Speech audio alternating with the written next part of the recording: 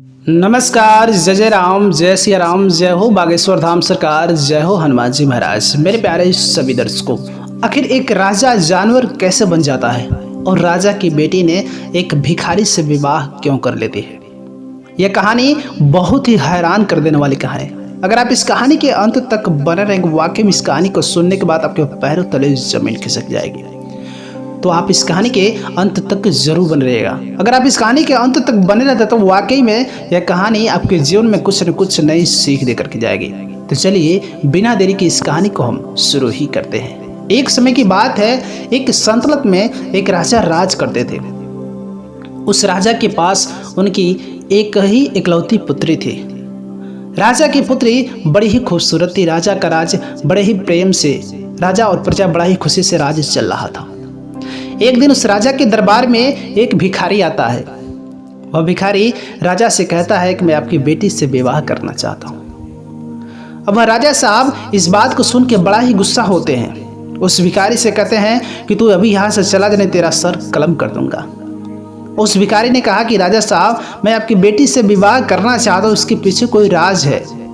राजा उसकी बातों को न मान करके उस भिखारी को जेल में डलवा दिए। जब जेल में डलवा दिए, ये बात राजकुमारी को पता चलता है। राजकुमारी जब इस बात को जानती हैं तो जाकर पूछते हैं कि पिताजी, क्या आपने किसी भिखारी को जेल में डलवा दिया है? राजा साहब ने कहा, जी हाँ, उसने मेरे साथ गुस्ताखी किया, इसलिए मैंने उसे जेल में डलवा दिया। फिर राजकुमारी ने पूछा, कारण क्या है? ऐसे बुजुर्ग इंसान को जेल में डालना महापाप होता है। किसी भिखारी को उसकी मदद करने की वजह आपने उसे जेल में डाल दिया। फिर राजा साहब ने कहा कि वह मेरे पास कोई प्रश्न लेकर के आया था, इस वजह से मैंने उसको जेल में डाल दिया। रानी को किसी मंत्री के द्वारा पता चला कि वह बुजुर्ग आदमी उस राजकुमारी से विवाह करने आया है। राजकुमारी राजा साहब से पूछने जाती है कि पिताजी, क्या वो भिखारी मेरे से विवाह करने का आग्रह करने आया था? राजा साहब बहुत जानते थे कि मेरी बेटी बहुत जिद्दी है। राजा साहब ने झूठ बोला कि नहीं, ऐसी कोई बात नहीं है। फिर राजकुमारी इस बात का पता लगाने के लिए राजा साहब से चुपचाप वहां से उनके पास से निकल गई। उसके बाद कैद खाने के पास में जाकर के राजकुमारी उस भिखारी से ही पूछा कि क्या आप मुझसे विवाह करने के लिए आए? उस भिखारी ने कहा कि जी हाँ, मैं आपसे विवाह करना चाहता हूँ। राजकुमारी ने पूछा, आखिर क्यों आप मेरे से विवाह करना चाहते हैं? उस भिखारी ने कहा कि आपसे विवाह करने के बाद ही मैं इसके पीछे का आपसे राज बताऊंगा। अब जब राजकुमारी को इस बात का पता चलता है कि वो भिखारी मेरे से शादी करने आया, इस बात को उसने राज्य में घोषणा करवा दी कि मेरी शादी एक भिखारी से होगी। अब पूरे राज्य में यह खबर आग की तरफ फैल गई। लेकिन उस राजा को इस बात का बड़ा दुख था। वह राजा नहीं चाहता था कि मेरी बेटी की शादी एक भिखारी से हो। वो राजा इस बात से बड़ा ही गुस्सा था। उसके बाद वह राजा अपनी बेटी की शादी उस भिखारी से नहीं करना चाहता था। फिर भी उस राजा की बेटी की शादी उस भिखारी से हो जाती है। राजा साहब ने ऐलान करवाया कि शादी करने के बाद मेरी बेटी इस राजमहल में नहीं रहेगी। मेरी बेटी जिस भिखारी से विवाह किया, उस भिखारी के साथ उसके झोपड़ी में ही रहेगी।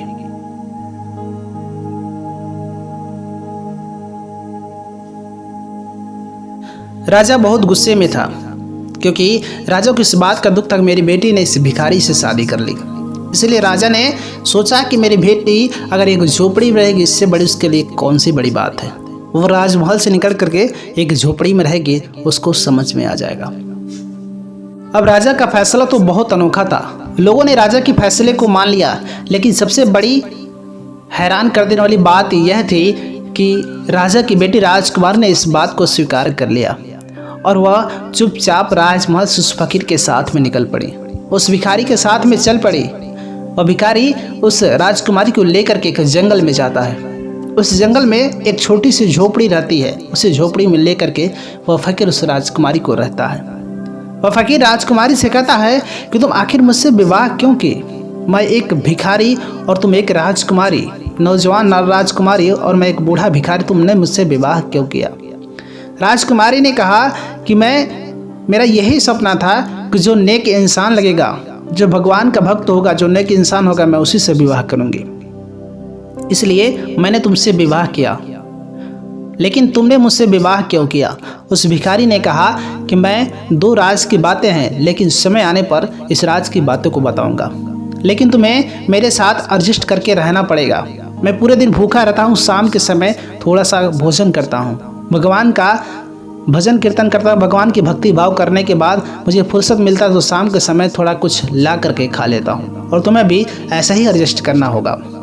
उस राजकुमारी ने कहा कि मैंने अगर आपसे विवाह किया तो आप जिस हालात में रहेंगे मैं भी उसी हालात में रह लूँगी, मुझे किसी प्रकार की समस्या नहीं है।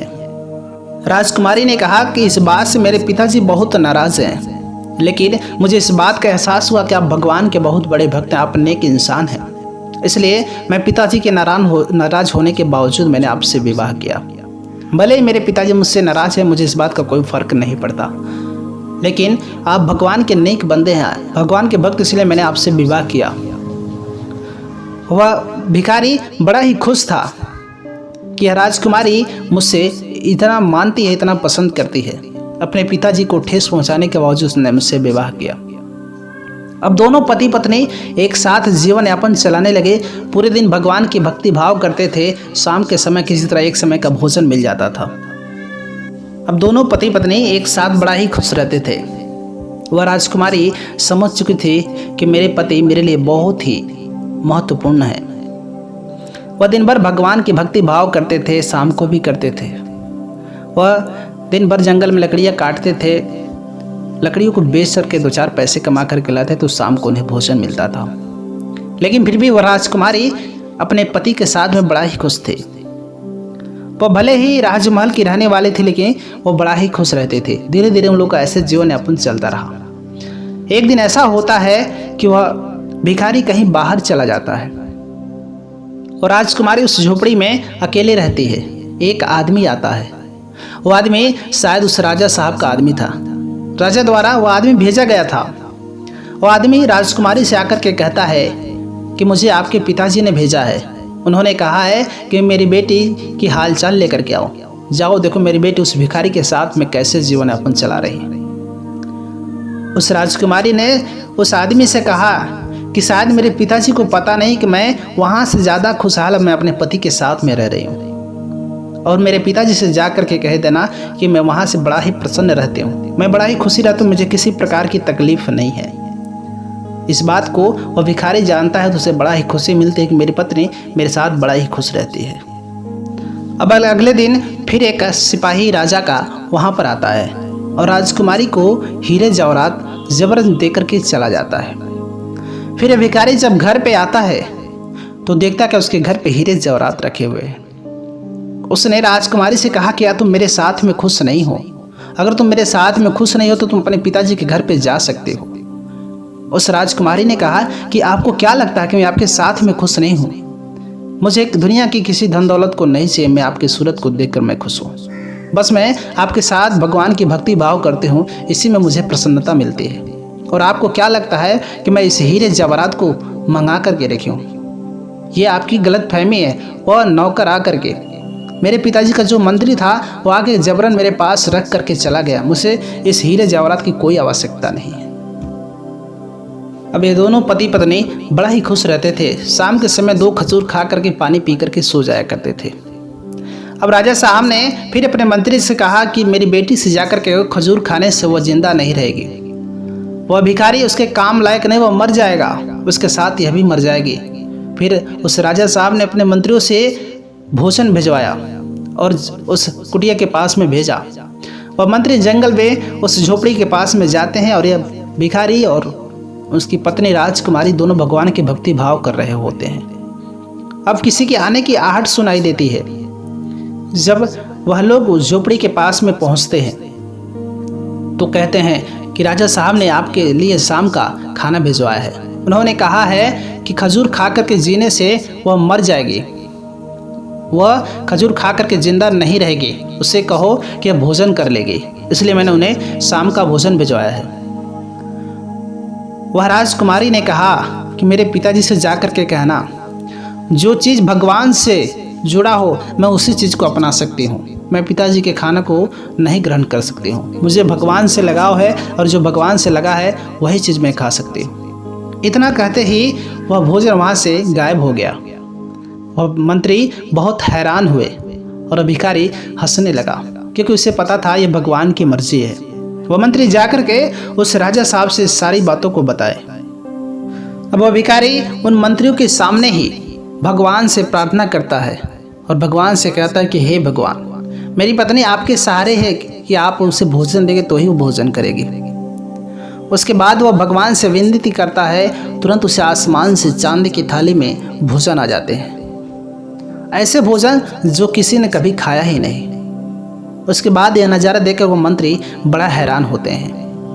उसके बाद वो मंत्री राज दरबार में जाते हैं, राजा साहब से कहते हैं कि अब आप अपनी बेटी की चिंता बिल्कुल ना करें, क्योंकि उस राजकुमारी को आसमान से भोजन आते हैं। और वह भिखारी कोई भिखारी नहीं बल्कि वह कोई राजा है, कोई राजकुमार है। आप अपनी बेटी की चिंता बिल्कुल ही ना करें। अब राजा साहब इस बात को नहीं मानते थे। राजा ने कहा, अगर ऐसा होता तो मेरी बेटी मेरे खिलाफ क्यों जाती, और मैं इस बात को देखने के लिए मैं खुद वहाँ पर जाऊँगा। और जब राजा साहब खुद उसके झोपड़ी के पास में छुप करके बैठते हैं तो देखते हैं आसमान से उसे तरह तरह की चांदी के थाल में भोजन आते हैं।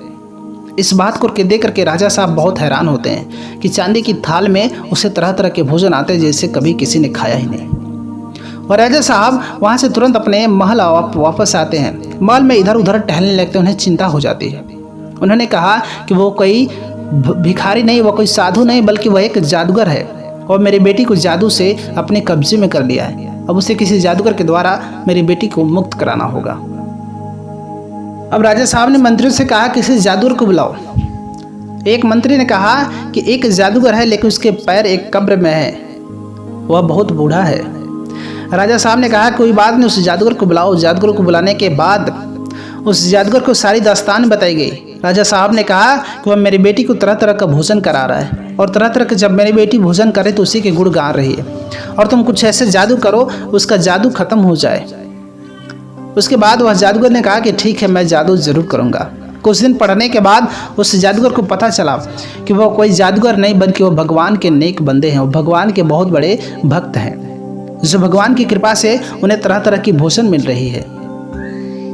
अब जादूगर ने राजा साहब से कहा कि मैं उस इंसान के ऊपर कभी अमल नहीं कर सकता, मैं कोई भी जादू नहीं कर सकता। अब राजा को बहुत गुस्सा आया, क्योंकि राजा के हाथ से उसकी बेटी छिन गई थी। उसे बहुत ही गुस्सा आया। उसने कहा कि तुम क्यों नहीं अमल कर सकते। उस जादूगर ने कहा कि वो भगवान का नेक बंदा है, अगर मैं उसके ऊपर जादू करता हूँ तो वो जादू उल्टा मेरे ऊपर ही आएगा। इस वजह से मैं उस साधु महात्मा के ऊपर कोई जादू नहीं कर सकता। अब इस राजा साहब ने कहा कि अगर तुम नहीं कर सकते वह जादू, मैं अपनी बेटी को पाने के लिए मैं खुद अमल करूँगा। क्या तुम मुझे अपना जादू सिखाओगे? उस जादूगर ने कहा कि मैं जादू तो सिखा दूंगा, लेकिन अगर आपने उनके ऊपर जादू का असर किया तो आपका सारा राजपाट ध्वस्त हो जाएगा।